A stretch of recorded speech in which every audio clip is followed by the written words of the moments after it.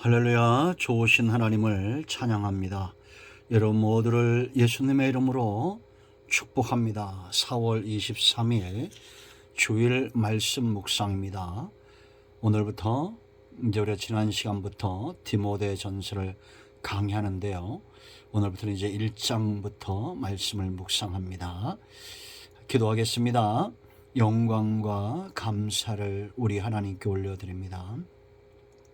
주의 이름을 의지하고 주의 보혈을 의지하여 아버지 앞에 있습니다. 거룩하고 복된 날 온전히 하나님만을 예배하기를 원합니다.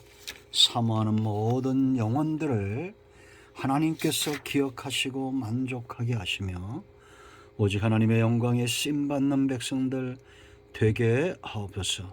우리 중심으로 오직 하나님만을 원하고 사랑하며 우리에게 맡겨진 귀한 삶과 사역을 감당하기를 원합니다. 성전을 찾아 예배하고 영상으로 말씀을 사모하는 모든 주의 백성들 가운데 하나님의 응답으로 함께하여 주시옵소서. 예수님의 이름으로 사모하며 기도합니다. 아멘. 자, 오늘은 1장 1절과 2절만 보겠습니다. 우리의 구주 하나님과 우리의 소망이신 그리스도 예수의 명령을 따라 그리스도의 예수의 사도된 바울은 믿음 안에서 참 아들 된 디모데에게 편지하노니 하나님 아버지와 그리스도 예수 우리 주께로부터 은혜와 긍휼과 평강이 네게 있을지어다. 아멘. 디모데 전서는 어떤 서신이라고 그랬습니까? 디모데 전후서와 디도서는 바울이 쓴 목회 서신이다 라는 거죠. 그의 믿음의 아들 된 디모데와 디도에게 이 목양을 위한 귀한 가르침을 주고 있습니다. 그러면 우리가 생각을 해봐야 됩니다. 과연 교회를 세우는 것이 어떤 것인가 라는 겁니다. 이 목회서신은 교회를 바로 세우는 거죠. 건물을 세우는 걸까요? 아니잖아요. 사람을 세우는 겁니다. 하나님을 사랑하듯 이웃을 사랑합니다. 올 한해 우리 교회 큰나무교회의 목표고 표입니다. 여러분, 신앙은 두 가지 사실에 눈이 떠지는 겁니다. 그리고 이것을 마음 깊이 뿌리내리는 겁니다. 하나님을 사랑하듯 이웃을 사랑하는 겁니다. 이 두 가지를 잘하는 것이 건강한 사람이고 하나님이 기뻐하는 사람인 것은 너무나 당연합니다. 우리는 하나님을 사랑한다 하면서 형제를 미워할 때가 많죠. 잘못된 것입니다. 그러므로 하나님을 사랑하듯 그와 같이 이웃을 사랑하는 것, 새 계명입니다. 계명이었기 때문에 지켜야 되지만 보다 중요한 것은 내 안에 성령이 계시고 성령의 첫 번째 열매가 사랑이죠. 여기서부터 9가지 열매가 시작이 된다고 했습니다. 이렇게 우리가 하나님을 사랑하고 이웃을 사랑하는 사람들로 세워놓는 것, 디모데 전서는 바로 그렇게 사람을 세우는 것입니다. 그래서 이제 우리가 디모데전서를 묵상하면서 사람에게 집중하기를 원합니다. 물론 하나님께 집중하고 사람에게 집중하죠. 지난 첫 시간 우리가 3장 14절로 16절 말씀을 보았습니다. 깊이 있게 살펴봤는데요. 성도가 왜 가치 있다고 그랬습니까? 성도가 존귀하고 가치 있는 이유, 하나님의 집이에요. 이 보이는 성전, 보이지 않는 성전, 우리의 육체, 하나님이 거하실 때 그곳이 성전입니다. 집입니다. 같이 동행해야 되고 화목해야 됩니다. 희생이 없이는 불가능하죠. 예수님께서 십자가에서 죽으심으로 화목의 제물로 희생하셨기 때문에 우리가 하나님 앞에 그 피를 의지하여 지성소까지 나가 하나님과 함께 사는 겁니다. 기도하는 겁니다. 얼마나 존귀합니까? 우리 중심에 하나님의 영이 계시는 겁니다. 두 번째, 살아계신 하나님의 교회 통치를 받는다는 거죠. 죽은 신을 섬기고 우상을 섬기는 자들에게는 어떤 소망도 희망도 없습니다. 죽은 자가 무엇을 하겠습니까? 희망이 없죠. 그러나 하나님은 살아계신 분입니다. 우리는 희망이 있습니다. 가나안 땅 기업에 대한 희망이 있고 하나님의 통치하심을 날마다 경험하는 새로운 삶의 희망이 있습니다. 그런가 하면 사명이 있죠. 복음을 진리의 기둥과 터, 이 진리, 복음, 기둥과 터처럼 사수하는 교회입니다. 성도가 이만큼 가치가 있습니다.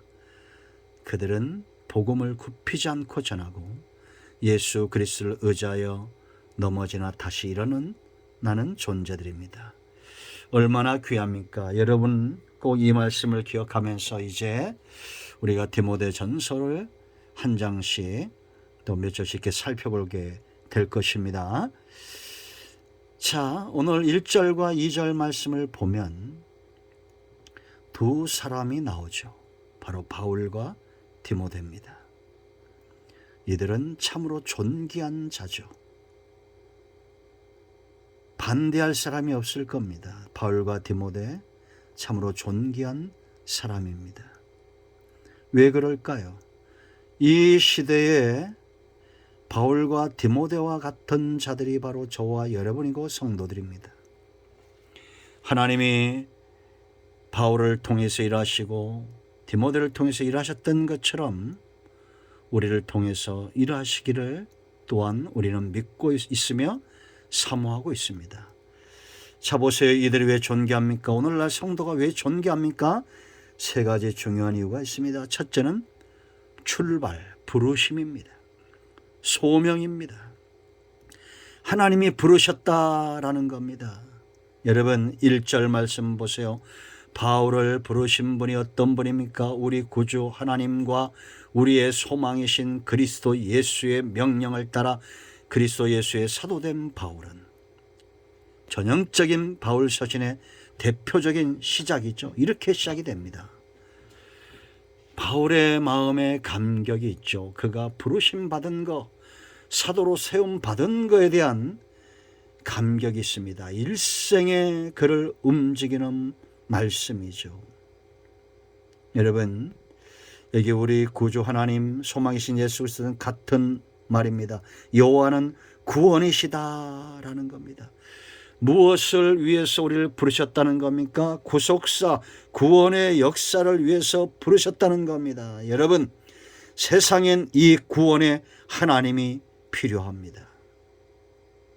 아무것도 모르고 지옥을 향해서 가는 자들에게 부르심, 소명받은 자들은 생명과 복음과 은혜와 말씀의 응답의 통로가 되는 것입니다. 그러므로 여러분, 맡은 자들에게 구할 것은 뭐라고 말합니까? 고린도전서 4장 1절 말씀 보면 사람이 마땅히 우리를 그리스도의 일꾼이요 하나님의 비밀을 맡은 자로 여길지어다. 그리고 맡은 자들에게 구할 것은 충성이니라. 오늘 이 1절에 함축된 말입니다. 여러분, 부르심에서 가장 중요한 것은 누가 나를 불렀느냐라는 겁니다. 다른 게 없어요.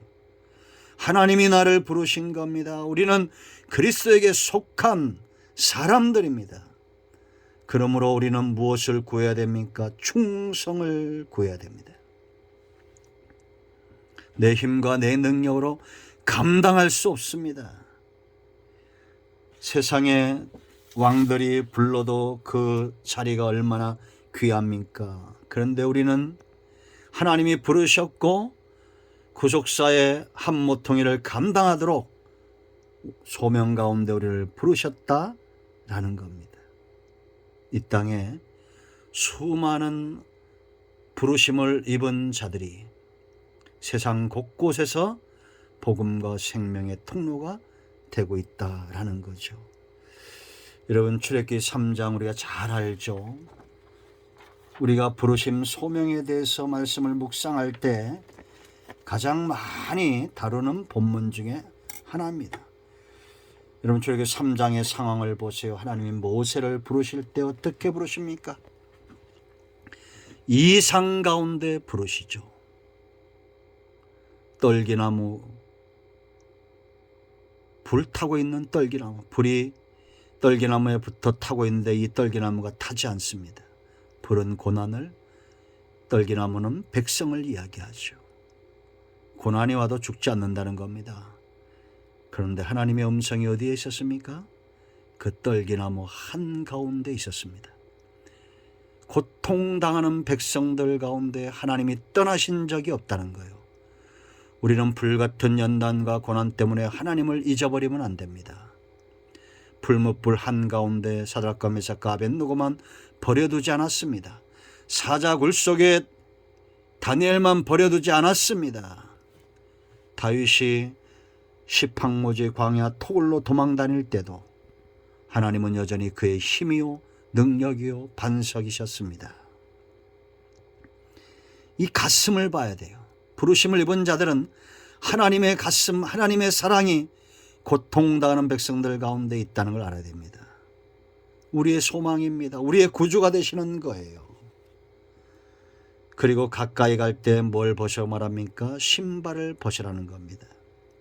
예수의 사도된 바울, 그전까지는 사울로 살면서 자기 혈기가 신발이었고 자기 분노가 신발이었고, 그래서 사람들을 분노로 죽이고 시기로 죽이고 질투로 죽이는 그런 삶을 살았던 바울입니다.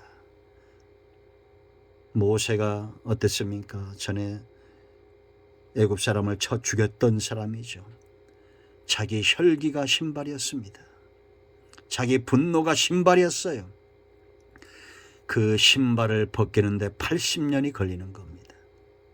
이제는 하나님이 그의 신발이 되는 거예요. 그리스도 예수의 사도된 바울입니다. 신발. 우리는 누구의 명령에 따라 가고 서고 합니까? 여러분, 민수기 9장 22절 말씀을 보세요. 구름이 서면 서고 가면 가는 이 훈련을 40년간 시키는 겁니다. 소명 부르심 입은 자들은 하나님이 가면 가고 서면 서는 하나님이 신발인 사람들입니다. 아직도 혈기가, 아직도 분노가 신발인 사람들은 빨리 벗어버려야 됩니다. 바울이 전에 그랬죠. 두 번째, 이들이 왜 존귀한 존재입니까? 이들의 사역 때문이에요. 2절을 주목하세요. 믿음 안에서 참 아들된 디모데, 이렇게 말합니다.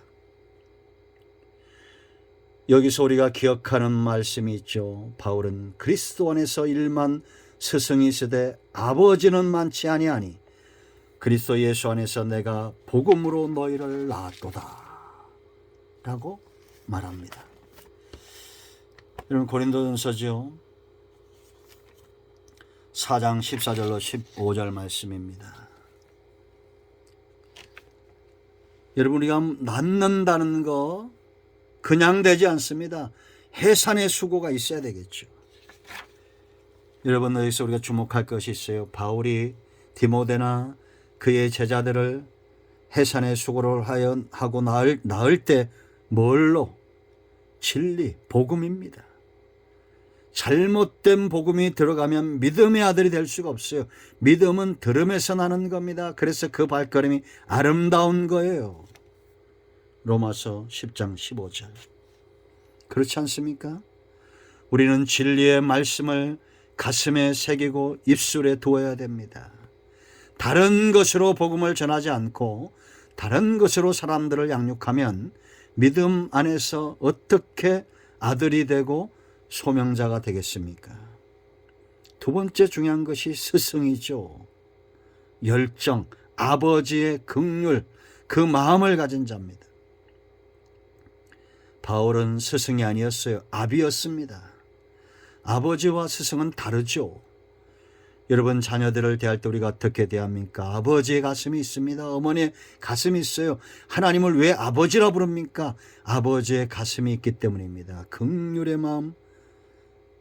여러분, 어떤 열정보다도 아비들에게 필요한 열정은 긍휼 사랑입니다. 잘 가르치는 스승보다도, 돈을 많이 벌어온 아버지보다도 긍휼 사랑의 메인 아비가 되어야 됩니다. 그 세 번째는 환경이 중요합니다. 어떤 환경에서 내가 교육받느냐라는 거죠. 바울은, 이 디모데는 아주 좋은 환경이 있었어요. 바울이 그의 환경이었고, 디모데후서 1장 5절 말씀을 보세요. 이는 네 속에 거짓이 없는 믿음이 있음을 생각함이라. 이 믿음은 먼저 네 외조모 로이스와 네 어머니 유니게 속에 있더니 네 속에도 있는 줄 확신하노라. 아멘. 믿음의 환경 가운데 잘 자랐다. 외할머니와 어머니와 이 영적인 환경, 바울 같은 스승이 그에게 환경이 되어준 겁니다. 그러므로 여러분, 유태인들이 우리보다 평균 IQ가 낮아도 왜 저렇게 뛰어난 사람들이 많습니까? 신앙적 환경 속에서 자라기 때문입니다. 주의 말씀이 내 배었지 그리 단지요 꿀처럼 단다, 이 말씀 때문에 꿀로 어릴 때부터 글을 써서 그걸 빨아먹겠답니다. 놀라운 환경이죠. 여러분, 우리는 누군가를 낳는, 믿음의 아들을 낳는 그런 영적인 아비, 영적인 어미가 되어야 됩니다. 내가 영향을 미치고 있는 사람이 있는가 살펴보십시오.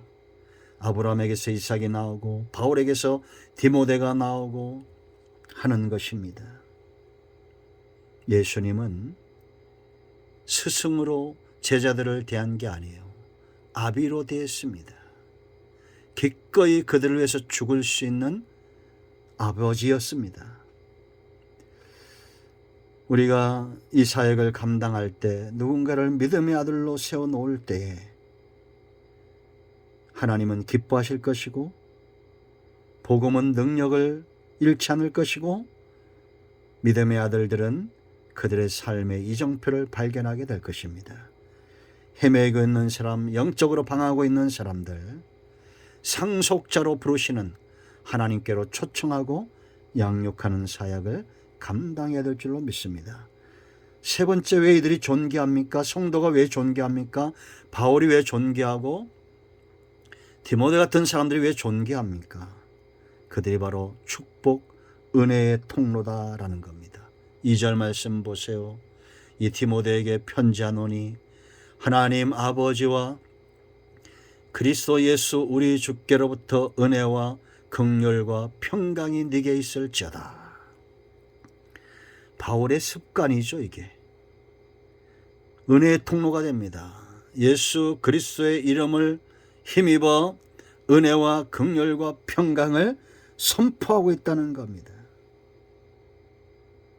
이대로 됩니다. 그러므로 여러분, 성도는 그 입술에 저주를 달고 사면 안 돼요. 세상에 좋지 못한 것들을 달고 살면 안 됩니다. 왜냐, 우리는 왕 같은 제사장들이기 때문입니다. 제사장은 누구라고 그랬습니까? 하나님과 백성 사이에 선 자입니다. 제가 여러 번 말씀드렸고, 우리가 이미 알고 있는 민수기 6장 22절 이하의 약속의 말씀을 보세요. 하나님께서 아론과 그 아들들에게 축복할 수 있는 고난을 주었다고 그랬죠. 여호와는 네게 복을 주시고 너를 지키시기를 원하며 여호와는 그의 얼굴을 네게 비추사 은혜 베푸시기를 원하며 여호와는 그 얼굴을 네게로 향하여 드사 평강 주시기를 원하노라 할지니라 하라. 그들은 이같이 내 이름으로 이스라엘 자손에게 축복할지니 내가 그들에게 복을 주리라. 아멘. 할렐루야. 우리가 축복의 통로가 될 때 하나님께서 복을 주신다는 겁니다. 그대로 행하시겠다는 겁니다. 그러므로 여러분 바울의 서신을 보세요. 시작도 은혜요 끝도 은혜로 끝납니다. 확인해 보세요. 여러분 항상 끝날 때도 은혜와 긍휼과 평강을 선포하죠. 시작도 그렇게 합니다. 여러분 우리는 누구를 만나든지 평강이 그곳에 머물기를 선포해야 됩니다. 그들이 합당치 않으면 발의 먼지를 떨어버리라 했어요. 반드시 하나님께서 저와 여러분을 통해서 은혜와 긍휼과 평강으로 역사하실 것이다라는 약속입니다. 이제 이 말씀대로 여러분들을 축복합니다. 성전을 찾아 또 영상으로 예배하는 여러분 모두를 하나님 아버지와 그리스도 예수 우리 주께로부터 은혜와 긍휼과 평강이 네게 있을지어다. 아멘. 할렐루야. 기도하겠습니다. 예수님의 이름을 의지하기도 합니다. 이 말씀대로 되게 하여 주시옵소서.